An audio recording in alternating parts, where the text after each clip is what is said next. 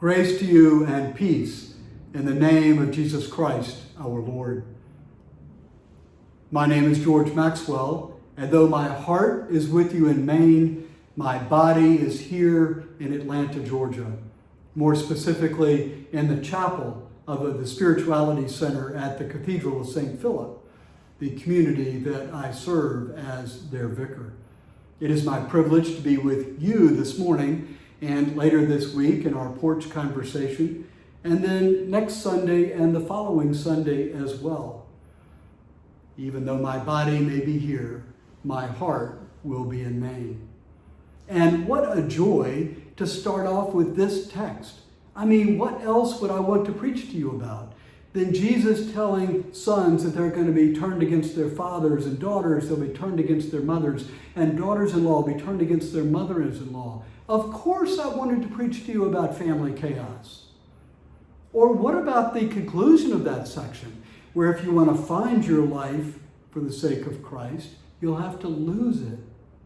Of course I want to preach to you about this as you've just started your summer. What could be a more joyful message? I do think I can make some sense of it for you, or at least I'm going to try. Let me start with the story of a bird.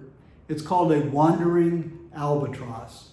And I find this bird to be so interesting because its wingspan is so great. 12 feet 2 inches is the largest that has been measured. But there's more. This bird, white body, black and white on its wings, spends most of its time aloft, up in the air, gliding against the wind at speeds up to 30 miles an hour.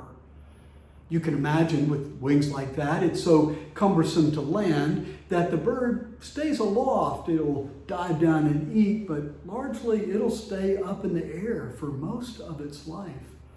And that is why this is so interesting. If you're going to glide against the wind most of your life, you need to know where the wind is. And they do. Somehow they can anticipate when the weather systems are coming and where they're going to come and where they can find the winds that they need in order to glide. They navigate all this terribly sophisticated stuff all of their lives because they are so aligned with their source of life that it can flow through them. Much of nature is like that. They are so aligned with their source of life that it can flow through them. Now, we're part of nature too, but we have greater difficulty with this concept of alignment. We often live our lives in a tangled web of thoughts and fantasies, memories and plans, desires. And all of that leaves us preoccupied with ourselves in a way that blocks that flow. We get aligned with whatever we think ourself is, and we are misaligned with our true source of life. And accordingly, it can't flow through us. Now, some people think of this as sin, but I prefer to think of it as simply the consequence of alienation.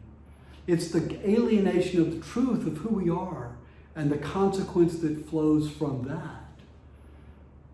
So that our call to follow Christ is to be so aligned with the source of our life that it can flow through us. Now, this is what I think Jesus was talking about. He wasn't saying, I'm here to sow conflict in your families. He was saying that when I get you to stop being so preoccupied and to focus instead on that true self that is in you, that source of life that has always been there, that's going to cause problems inside of your family, in your group, in your tribe. Everybody's not going to like this true sense of identity that you have identified. Moreover, when he says you'll have to lose your life for my sake in order to find it, I think he's saying that you'll have to let go of that false sense of self that you've created. That sense of self, who you are, that stems out of your needs for power or security or affirmation of others. There's nothing wrong with any of those things, but most of us have grown up with some perceived lack and constructed a whole way of being that allowed us to get what we thought we needed in those three areas: power and security and approval. So that we, in a sense, become what we have achieved, or we become what people are saying about us, or we become the possessions that we have managed to acquire. And all of that is false in the sense that it's separate from God. We don't always think about God as being in us, but I believe that any separation from God is an illusion.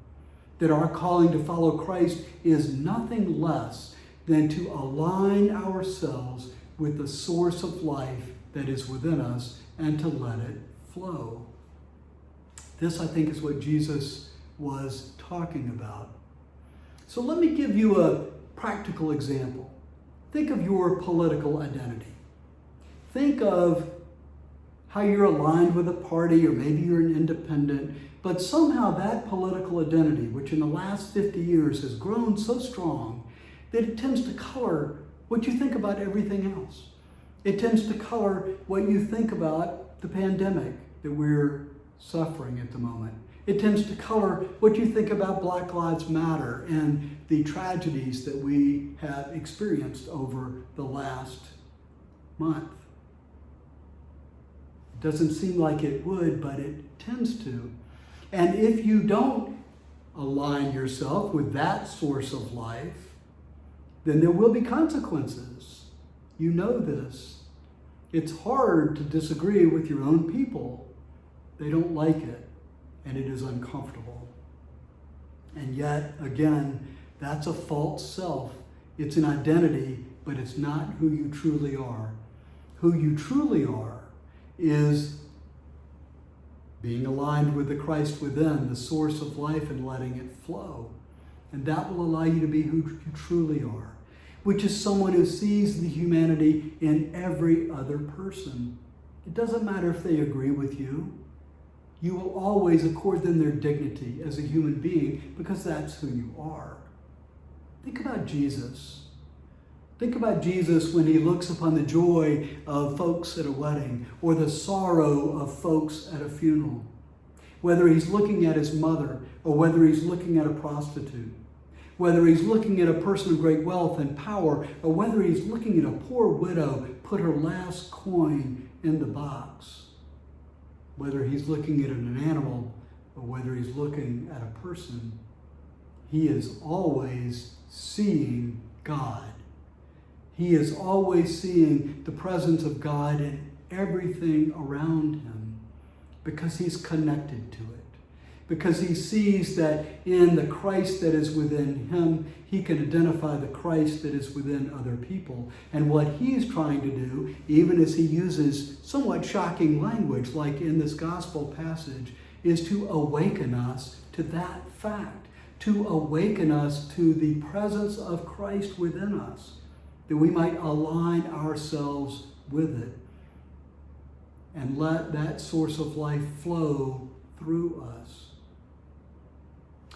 Let me give you an experiment that you might run this week. I think that one of the struggles that we are currently having in our society is what is sometimes called a culture of contempt. Now, when I say contempt, I don't mean anger or disagreement. I mean anger mixed with disgust. I mean that unwavering conviction and the unworthiness of somebody else. I mean that enduring attitude of great disdain. That's contempt. And you know it when you see it. You know those rolling eyes, those snarky comments, those self-satisfied justifications. I suspect you know them when you see them. But it has become so important for people to generate contempt that I think it's happening all around us. It's happening in our news feeds. It's happening on our social media. It's happening in our newspapers. All around us are these efforts to generate contempt. So this week, try not to let them do that to you. let's do this. Close your eyes for just a moment. If you're sitting, try to sit in a comfortable posture. Take a deep breath or two. Bring some stillness into your body. And then see if you can imagine someone, a commentator, a politician, a CEO, somebody else in your world, that you think manipulates people into being contemptuous for their own good. Someone who manipulates others into feeling contempt. Now, if you've got this image in your mind, hold on to it just for a moment. You don't have to reveal it to anybody else. Is it someone you already disliked? Is it somebody who's on the other team? Because if it is, that's the wrong image. That person isn't going to be able to manipulate you. You already disliked them. You are already immune from their efforts to manipulate you. Unless, of course, you have contempt for their contempt, which is a trap I fall into all the time. Contempt for contempt is still contempt, after all. No, close your eyes again. Feel some stillness in your body. And try to imagine someone on your side of the line, someone in your party, someone to whose doctrine you subscribe, who manipulates contempt. Again, you don't have to reveal this to anyone, but this week, try not to listen to them. Try to skip a couple of days of their column or their tweet or their podcast. See how you feel without being plugged into those manipulations. Now, I don't want you to avoid truly educational things that expand your worldview or increase your consciousness of life around you. Only those, that information, and I think you'll be able to figure it out, that's just trying to stir you up. It's not teaching you anything. It's just trying to stir you up. And then secondly, stand up to your friends on behalf of somebody that they're finding contemptuous. You don't have to agree with the person as the object of their disdain. You simply have to stand up for the humanity of that person. Try, for example, to determine one reasonable cause for whatever that person just did. Just the effort of finding a reasonable cause will allow you to restore some dignity to them.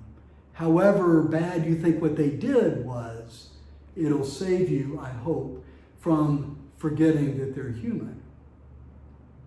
And that's what contempt does. And that's why it's so dangerous. We're not going to have creative solutions to any of our problems if we're harboring contempt. We're not even going to be able to remain in relationship with each other if we're harboring contempt. That contempt strips people of dignity, which makes relationships almost impossible.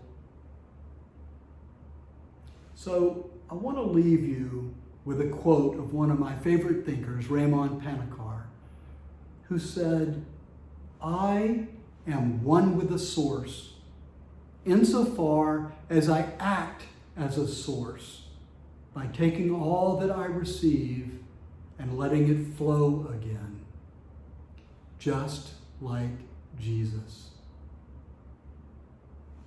I invite you this week to try to align yourself with the Christ that is within you, so that that source of life may flow through you and out into the world, letting you see the world differently and walk in the world differently, restoring the dignity to all that you encounter. You will have a much better week, and so will they. Amen.